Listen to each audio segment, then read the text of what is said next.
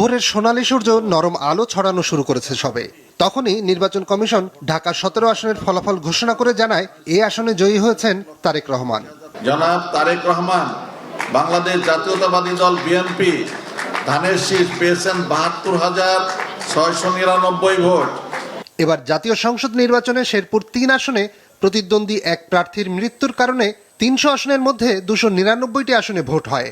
তবে চট্টগ্রাম 2 ও 4 আসনের ফলাফল গণনায় আদালতের নিষেধাজ্ঞা থাকায় 297 আসনের ফল ঘোষণা শুরু হয় গতকাল ভোট শেষ হওয়ার 4.5 ঘন্টা পর। এই দেশের ইতিহাসে, নির্বাচনের ইতিহাসে যে কোনো মানদণ্ডে যদি আপনি বিচার করেন, এটা একটা বেশ ভালো নির্বাচন হিসাবে এটাকে গণ্য করা যায়।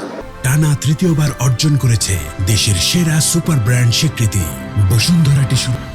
এখন পর্যন্ত বেসরকারি ফলাফলে সংসদের 2/3 বেশি আসনে জয়ী হয়েছে বিএনপি। জামায়াত পেয়েছে 68টি ও এনসিপি 6টি আসন। হাত পাকা প্রতীক নিয়ে প্রতিদ্বন্দ্বিতা করেছেন, উনি পেয়েছেন 313টি।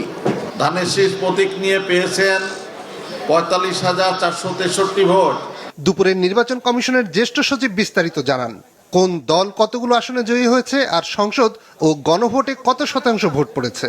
বাংলাদেশ জাতীয়তাবাদী দল বিএনপি 209টা আসন তারা পেয়েছে প্রাথমিকভাবে আমাদের কাছে যে তথ্য আছে সেই অনুযায়ী।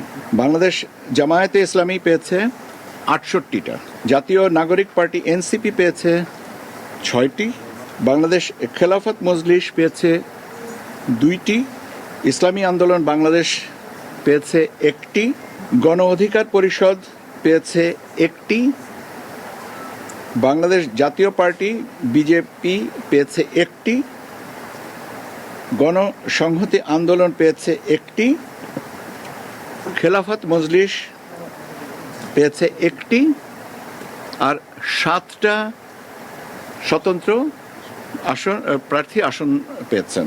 জাতীয় সংসদ নির্বাচনের প্রদত্ত ভোটের শতকরা হার হচ্ছে 59.44। গণভোটের কাস্টেড ভোটের সংখ্যা হচ্ছে শতকরা 60.26। দুপুরের পর ঢাকা 11 আসনে বিএনপির প্রার্থী সানজিদা ইসলাম তুলি নির্বাচন কমিশনে গিয়ে কারচুপির অভিযোগ করে এ আসনে পুনরায় ভোট গ্রহণের দাবি করেন। নিয়াজ মোর্শেদ, মাছরাঙা সংবাদ, ঢাকা।